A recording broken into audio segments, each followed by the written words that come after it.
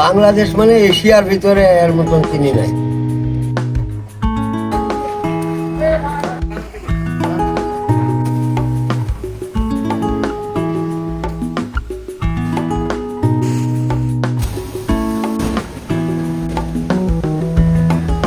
মিষ্টি পছন্দ করে না এমন মানুষ পাওয়া খুবই কঠিন।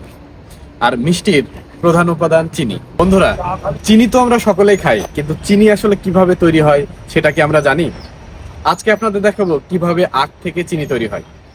আপনাদের সকলকে স্বাগত জানাচ্ছি রাজশাহী সুগার মিল থেকে।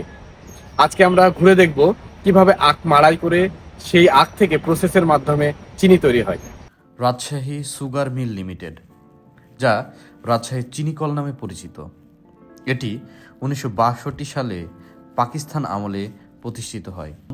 বাংলাদেশের স্বাধীনতা লাভের পরে 1972 সালে এটি বাংলাদেশ সরকারের স্বায়ত্তশাসিত প্রতিষ্ঠান হিসেবে ঘোষণা করা হয়। পাকিস্তান পিরিয়ডে প্রতিষ্ঠিত হয়, পাকিস্তান পিরিয়ডে চালু হয়। স্বাধীনের পরে ওই যে মালিক ছিল নাসির খান পাকিস্তানি, ও চলে যাওয়ার পরে বাংলাদেশ সরকার এই মিলটা নিয়ে নেয়। শেখ মুজিবুর রহমান। রাজশাহী সুগার মিল মূলত আখ থেকে চিনি উৎপাদন করে থাকে।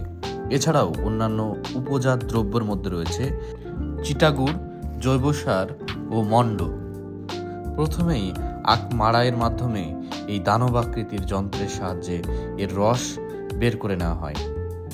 আখের রস সংগ্রহের পর এই মেশিনের সাহায্যে তা পরিশোধন করা হয়, অর্থাৎ আখের রস থেকে গাদ বের করে নেওয়া হয়।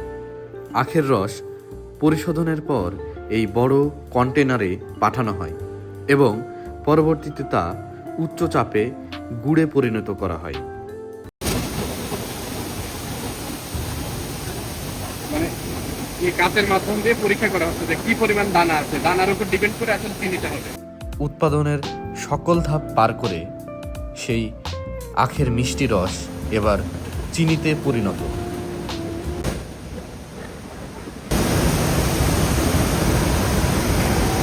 বন্ধুরা, আমরা চিনি উৎপাদনের সকল ধাপ দেখলাম। এখন আপনাদের মনে প্রশ্ন আসতেই পারে, এই চিনি কলের জ্বালানির যোগান আসে কোথা থেকে? এই মিলের রয়েছে নিজস্ব 6টি বয়লার, যেখান থেকে তাপ উৎপাদনের মধ্য দিয়েই বিদ্যুৎ উৎপাদন করা হয় এবং এই চুল্লির জ্বালানি হিসেবে ব্যবহার করা হয় আখের অবশিষ্ট অংশ, অর্থাৎ আখের ছোবড়া। এখানে উৎপাদিত বিদ্যুৎ উৎপাদনের সকল চাহিদা মেটাতে সক্ষম। চলুন এবার মিলের পিছনের অংশ থেকে ঘুরে আসা যাক। বন্ধুরা, আমরা এখন যেখানে দাঁড়িয়ে আছি এই জায়গাটি মূলত আখ মাড়াইয়ের পরে আখের যে উচ্ছিষ্ট অংশ, অর্থাৎ অবশিষ্ট যে অংশটুকু, সেই অংশটুকু ঠিক এই জায়গায় এসে পড়ে। আখের অবশিষ্ট অংশ মূলত জৈব সারের মূল উপাদান। মিলের পিছনের অংশ ঘোরা শেষে আমরা চিনি দেখার জন্য যাই, কিন্তু ওখানে পারমিশন না থাকায় আমরা চিনি নিতে পারিনি। পরবর্তীতে এক ভাইয়ের সাহায্যে আমরা চিনি নিতে সক্ষম হই।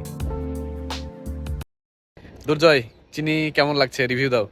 সচরাচর বাজারে যে চিনিটা খাই, সাদা চিনি, এটা যদিও বা লাল চিনি ওরা বলতেছে, কিন্তু লাল চিনি তো আমরা সচরাচর বাজারে পাই না। কিন্তু সাদা চিনির তো অতিরিক্ত হচ্ছে মিষ্টি, কিন্তু এটা হচ্ছে অতটা আমার কাছে মিষ্টি লাগতেছে না।